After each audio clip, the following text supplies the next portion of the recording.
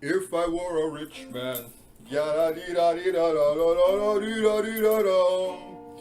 All day long I bitty bitty bum. If I were a wealthy man, I wouldn't have to work hard. Yada dee da dee da da da dee da dee da da.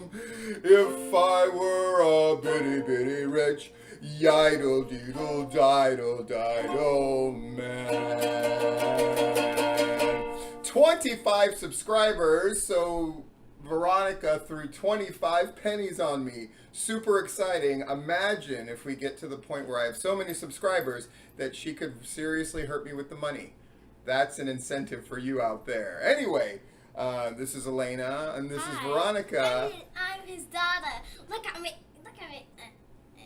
Hello, Internet. I'm going to make YouTube videos when I'm allowed to. Shameless. Call the Diamond Unicorn. Shameless plug. Anyway, this is the Pro Wrestler's Handbook number 3, and because it's one of my videos, it means I'm probably going to use a lot of inappropriate language, so you guys gotta go. Okay. I'm taking this penny with me. Diamond Taking Unicorn this- in like a year. Bye. I'm taking these pennies with me. Quick, steal from him. Steal from his butt in his hands. Oh, nice. Get out of here. So, I hope they do steal those pennies because that's probably all the college fund that they're going to get for now. Anyway. Out. Veronica. Out. Out. Out. Out.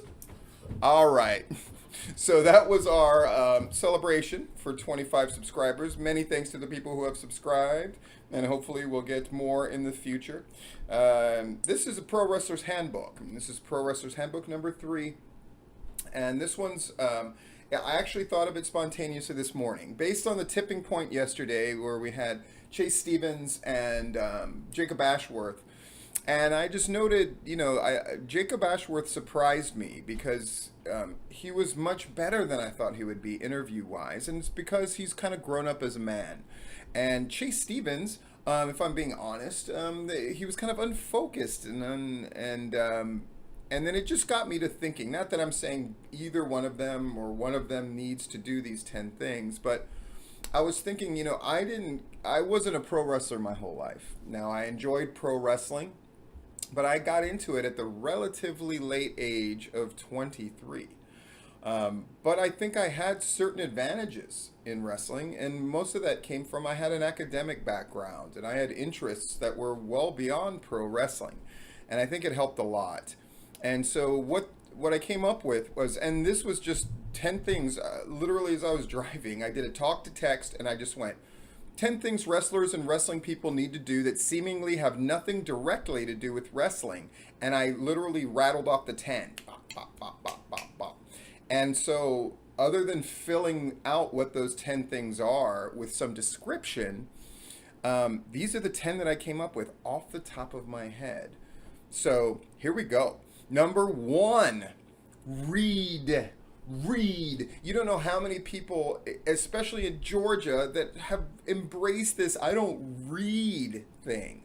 You don't know how ignorant that makes you sound. And that's a problem. You got to read. No, not just internet posts and not just, I put here spurious links to articles that feed your sad little echo chambers. Yeah. But books. You want to read fiction so you can see what storytelling is and how things play out. Nonfiction, so you can learn a thing or two, yeah, and open up neural pathways in your brain. Learning things is good for you. It makes you a more attractive person. It makes you a more interesting person, yeah. And both, you want to read fiction and nonfiction, right? So you can see the world from other people's perspectives. That's an important thing. You can't have empathy and sympathy and understanding and connection. That's what art is. It's about connection and communication. Yeah. Movies aren't enough. They give you a sense of storytelling and characters changing over time. At least good movies do. And that's important, but it's not the same as a book. It's not the same as reading. Television series aren't enough, though they're better than they ever have been. I won't deny that. Television's wonderful, but it doesn't replace books. It doesn't develop your brain in the same way that reading does. Yeah. Plus, you should challenge yourself with subjects that intrigue you, but you're intimidated by. Books are a great way to get into that. And at first, it's a difficult process. But then the more you do it, the better it gets, yeah? Finish the books that you start. You don't know how many wrestling people who are just like, look at these books that I've got, and I'm going to read them and blah, blah, blah, and you never hear about it again because they never finish them, right? Art of War, for example, by Sun Tzu, is a slog to read through. It's not easy, but it's the discipline of finishing the book that matters. It's part of it, yeah? That discipline alone, I say here, how to force yourself into getting lost in something is how you develop discipline and willpower. Willpower studies are coming out all the time trying to figure willpower out, and what we found out is you have to exhaust it. You have to push yourself to the point where you really don't have willpower anymore, and you develop it, and you get better at showing willpower and discipline. Yeah, it's something that you have to fail at once in a while and continue to do. And I say here, for many in wrestling, they haven't had much of either, meaning discipline and willpower. And for those that have both, and if everybody can use more. Learn the hero's journey. Yeah, I hear the word psychology used in wrestling all the time. It's like, oh, you don't understand psychology. Like, I understand psychology. And Jake Roberts, he's really great at wrestling psychology. And a lot of old school guys were great because they just had to do things again and again and again, and they had bookers that sort of led them through the process until they themselves were able to learn the process, and they practiced repetition, but again, even if you're wrestling twice a week, that's nothing compared to guys who worked 7 to 8 times a week in all parts of the country, right? It's not the same thing at all. And so you can sort of shortcut it by actually learning what the hero's journey is. And I say what the 12 steps are, and this is Joseph Campbell, right? And if you don't know who that is, read, yeah? And I list the 12 steps of the hero's journey, and I've seen them call other things. I've taught them being called other things. And yeah, learn what the hero's journey is, not just what you think it is, yeah? Listen to the great speeches in history. Yeah. You have a library card? Go get one, because you should be reading. And you can find the great speeches in history. I'm sure on YouTube they probably have collections of the great speeches in history. I don't mean just in movies. I mean the great speeches in history. Something I thought was really cool was for Game of Thrones, Emilia Clarke, who plays Daenerys Targaryen, because of her big sort of heel turn at the end, she said she listened to speeches of Hitler before she gave her Hitler-esque speech. And boy, does it come across, and boy, is it impressive. The great speeches, I'm not judging good or evil. I'm saying great speeches, the speeches that influenced people, that rocked. And be honest with yourself, right? Oh, Martin Luther King's I Have a Dream speech. Have you ever listened to the whole speech? Bet you haven't. You should, right? If you're speaking in front of people, you should study the great speeches in history. There was a time in school where you had to learn the Gettysburg Address. And nowadays, we think that's a waste of time because it's nothing that shows up on a standardized test, for example. But there was something about the process of memorizing, learning things, and then eventually you wanted to get to the point where you were able to project emotion into what you were saying. Doesn't that sound like something valuable for a pro wrestler to learn? Just saying. Have a financial philosophy. This one was weird, right? What's your price? What's your dollar amount? Is it experience, right?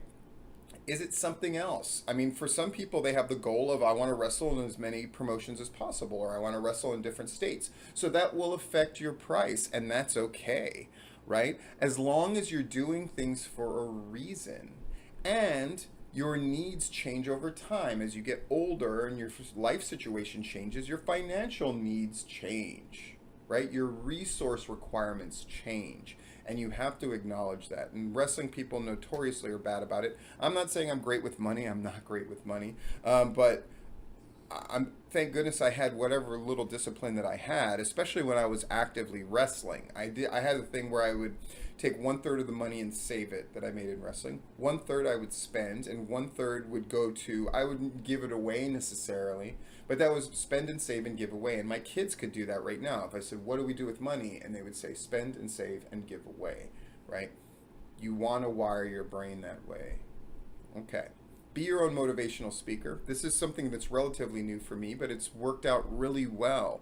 Is I record myself, and then I listen to myself on the way to work every morning. Yeah, I constantly write down and say out loud what I want, how I'm going to get it, how I'm failing, and how I've failed in the past, and how I'm going to correct it. It's a hard process, but it gets easier the more you do it. And I got to tell you, it makes having a passion for something much easier when you lay out what you really want. Yeah. Reward your successes, but don't fall in love with them. Go get more. Hold yourself accountable and be honest. This is a difficult thing to do just as a person. For wrestling people, it's 100 times more difficult. Yeah. Understand the phrase show, don't tell, and embody it. I'm not going to go into this too much because I talk about show, don't tell all the time. It's the number one thing I see that annoys me in all forms of entertainment, actually, but in wrestling in particular. Their inability to they always feel the need to overtly say things instead of just show them. And I think a lot of people who are really good at telling things, and it works on groups of people. You tell them, they believe it, they follow you. Awesome. But there's the true power lies in people really having faith instead of just being told that they should. Something to keep in mind. Develop an obsessive nature. This is number 7, but for things that will actually benefit you and yours. A lot of people say, like, I have a passion for wrestling, but you don't really see it. Or people may realistically feel, especially younger people, like, I don't really have a passion like that for anything except for the time-wasting stuff, right? The time-wasting stuff like video games and whatever. And I'm not saying those things are bad. Trust me, I play lots of video games, right? I watch television. I watch movies. I also read books. And I also work out every single day. And I also have learned to discipline how I eat. And I work probably more hours than anybody you know. How do I have time to do all this and still get sufficient rest and still raise 2 of the greatest kids of all time? You just find a way. You just become obsessive to get the things done that you know you're supposed to get done. Yeah, I go into it more in the article. You should read it. Read. Yeah, it's important. 8, learn to define and recognize the difference between want and need. Again, something I'm not going to talk about here at length. A lot of people use the word need when they mean want. And a lot of people express want, but not badly enough because it's actually something that they need. I want discipline. I want to eat better. No, you need to eat better. And until you see it that way, it's not going to happen. Yeah. Oh, I just need to wrestle. I just need to pro wrestle. No, you don't need to. You want to. If you really needed it, if it was a real need, your life would probably be structured differently. Take improv and acting classes and really devote yourself to the arts. Some of the best pro wrestlers I know, best pro wrestling people, were people that were not obsessed with pro wrestling, but were really good at some other art form first. People used to deride me in PCW for putting actors in certain roles, non-wrestling ones usually. But guess what? They were better at it than other people on average. Right? They made the best managers. They made the best performers. They made the best talkers and valets. Hell, a couple of them went on to become better wrestlers than most wrestlers. Because in fact, the visual artists ended up being the best performers that I had. De La Vega is a phenomenal visual artist who brought that mentality and the branding mentality to you know, grown ass man and guys. He just understood how things should look, and he understood how to get himself, and he understood about trying things and dropping things that weren't working and taking on other things because of his discipline through being an artist, and he brought that to pro wrestling. I would always encourage my guys in PCW, because I had a relationship with Dad's Garage Improv Theater, and come take the classes. I did. I pro wrestled for years and years and did everything in wrestling, announced and refereed and, you know, booked and all this stuff. And I still humbled myself once I was doing more and more with Dad's Garage. I took the classes, level 1 through 4, and then I was in their ensemble troupe, and I did all their big shows, and I directed shows, and I produced shows, and did all that kind of stuff. And it made me better at the wrestling thing. It really did.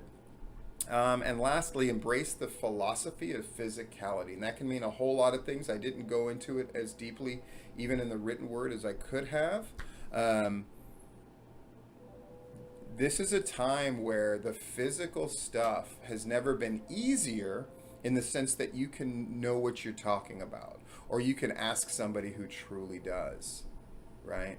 All of these 10 steps work in lockstep. And I think as you look at this list and listen to me talk here, you can see how these things can work together in a synergy, right?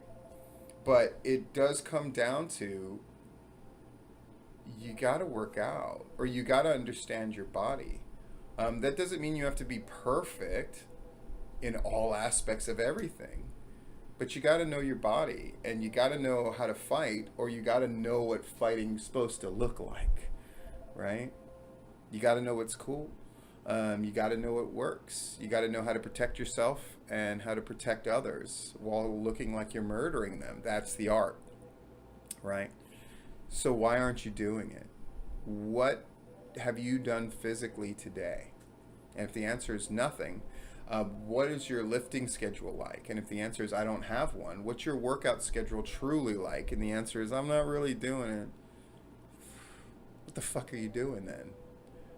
What forms of fighting do you understand? Do you understand what it is to throw a great punch? I don't mean a pro wrestling punch. I mean a great punch. Have you ever learned how to do it? Have you ever applied and tried to do it? I don't mean just slapping away at a bag thinking you know. I mean learning how to punch and then doing it again and again and again. Anyway, those are our 10 steps. 25 subscribers. Pro Wrestler's Handbook number 3. See you soon.